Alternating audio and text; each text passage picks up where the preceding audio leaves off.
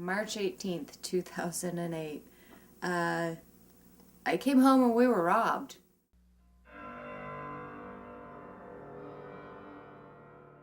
Yeah, I didn't deal well with it, and poor Shawn. There's really nothing that you could do. The cops came out and checked things out and kind of dismissed it a little bit. We had to do something when we realized we couldn't do anything about it, because otherwise it's going to sit and fester inside. So we come up with the story 3 days later? 3 days after the robbery? Yeah, right around there. And it was short after. And we knew immediately we had to shoot the movie. You know, we knew we had no something. matter what. That we needed an outlet. Yes. To therapy. To pour all that into, or things were going to end badly. Yes. Head on a stick. That's it.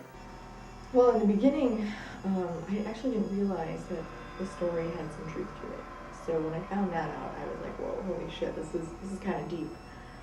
But before I even knew that, I mean, I read the script and I was just completely amazed. It's very well written. It's a great story, really. I mean, it's pretty real. I can't imagine breaking into someone's house and having them track me down and then completely torture me. I mean, it's brutal. That's what I love about it. It's brutal. It's real. It's to the core. It's a movie about, you know, vengeance, justice, you know, eye for an eye, and that's something that I've always liked. We were really, really angry. Because I think those characters are very much a snapshot of where we were at that moment. Uh-huh. You know, we just kind of took that exact moment and rolled with it. When we realized that our house had been robbed, and we turned that moment into characters. Write the words down and play them out quick. Yeah. Well, it was still fresh. And who was in my house? Who was in my fucking house?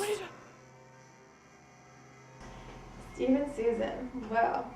They are crazy sons of bitches, actually. Susan and Steve sincerely believe that they're agents of karma. I mean, they're nuts. They're a little crazy. Little crazy. A little bit. But they believe that they're making the world a better place. They right the wrongs. It's true. They don't pick random victims. Sure, they've killed a lot of people, but they kill people who deserve to die. Yes. They pick off pedophile priests. Yes. They pick off rapists and people wife beaters who just and don't child need abusers. To be anymore. Susan and Steve have, made a career of punishing people who need to be punished. So their house is really the last place you want to rob. Sue and Steve, they approach all of the victims individually and give them a chance to redeem themselves and to return what was stolen. And when they don't, they refer to themselves as agents of karma, and they whoop some ass. But Shawn and Susan are the you will ever see. Because this actually happened to them. I mean, this is their story. This is their real story. And they've decided to play the murderers. So it's their fantasy of what would have really happened to the people who wronged them in their real life. So their real, genuine rage is very prevalent in their work. So I'm usually afraid of the method actors, and they're the reason why. He's out of his fucking mind. She is perfect for the role. And I knew that the night I got here, talking to her, I was like, this lady's fucking creepy. Like, I'm kind of scared to go to bed. She's awesome. I'm a nurse. Do you like it? Yeah. It's not for everyone, though. So much death. That must be rough. Everyone dies. Just a matter of when. And how. You ever watch anyone die, Chris? No, my uncle died when I was a kid, car crash, but I wasn't there. It's a fascinating transition, really. Sorry you missed it. 1 minute there they are, a living, breathing person, hopes, dreams, all that stuff. Next minute, just meat and bones. Steve especially, is a very loose cannon. He seems pretty unhinged, very unstable. You want Ashley? But he's a great character, and this Sue's kind of the puppet master. You let your child suffer for 3 days without medical attention. So you're about to learn, 3 days can be a very long time.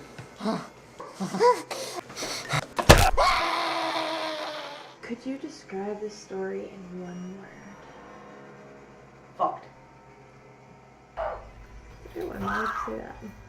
It's a fucked up movie. This is a fucked up movie. Intense. I think everything about it has been very intense. Everything leads up to the intensity of the story and the twist at the end. And I think horrifying is probably fitting.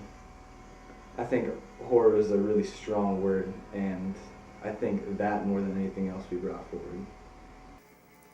I think brutal. It's a brutal fucking movie.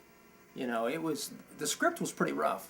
And then, and then every stretch of the way, we kept finding new ways to just make it crazier and more physical. And the group of actors were so on board for anything we came up with. Unbelievable. Some of the torture scenes they were going into blind. They didn't even know what we were going to be throwing at them. Hey Meg, we're gonna try to drown you. It's a movie about justice, about reaping what you sow, about how there are always consequences for your actions. Whether you're Jake or Don or Derek or Chris or Ashley, or even if you're Steve and Sue, you have to pay for the things that you do. Filming at our house made a huge difference. It made everything more real. It really blurred the lines, Yes, in every sense, from upstairs to downstairs. From the second they went through the window to Donnie hanging down here. The realism of all of it. Yeah, we had them break in through the same window the actual thieves used. We did everything we could to piss ourselves off, to bring more genuine anger to what was already there. It was really interesting sitting in the bedroom while they were doing the filming, watching the kids go through and scrounge through my dresser drawers and my closets, and it just pissed me off. Yeah, so it was good that we did it all here for many reasons. And we started filming 6 months after the break-in. So it was the wounds still were fresh. Oh yeah, it was still fresh. Fresh and oozing blood. We didn't have to act. Oh. And filming all the break-in stuff just stirred it all up and brought it all to the surface. And by the time it got to the torture kind of stuff, we were ready to go. The movie has evolved considerably from what the script was. I thought the script was amazing, so I was really shocked to hear that we weren't going to be following it. But I think because the script was so great, that's such a basis for the improv, which is going to make it even better. What was awesome is they both wanted everything to be very real. Yeah, improvising sometimes helps a lot. Especially with this, where we had so much real anger. You know, we could just kind of let go and just go wherever the scene went, which was some pretty messed up places. You're kind of arguing back and forth with Danny in there, and I'm just at the wall waiting until he says something that pisses me off. And then I grab something and come back and, That'll learn him. How about now? I got boxes of these fucking staples. How many do you need? How many do you need? The reactions you're getting from actors when they don't know what's coming at them next are so much more genuine than if it's, take 12 and they Genuine know fear what's in coming. their eyes where they just really don't know, especially when it's just people that they've met like a week before. Right, and now they're coming at him with a skewer. Exactly. A lifetime of stupid moves, that may have been the dumbest! What's it gonna take to make you sorry? How far in do I need to go with this before you be sorry? What I like about the story, it goes full circle. It does. I believe that, again, it goes back to balance and righting wrongs, but what comes around goes around, and it starts strong with that, and there's a lesson to be learned in it. It's a moral story. Disney wouldn't pick it up, but it's a story about being given second chances and not taking them, and the extreme repercussions of what can happen when you don't do the right thing. Because you never know who's crazy. Exactly. That's the thing. I think that's the message. Exactly. is be careful how many toes you step on, Mm-hmm. because one of the people is going to be a psycho. Exactly. You know, Law of averages. crawl through enough windows, you're going to meet Susan and Steve, Exactly. and it's not going to go well for you. It never does. Nope. This has been the most insane experience of my life as an actress thus far, and I've loved every minute of it. I like after the screenings when we have people that come up to us going, oh man, I feel where you're at. And then they start telling us about this happened at my house or my car. Everyone knows or, someone who's... Yeah, and they get where the characters, where their heads were at. I don't think I realized how much I needed it until after we were done.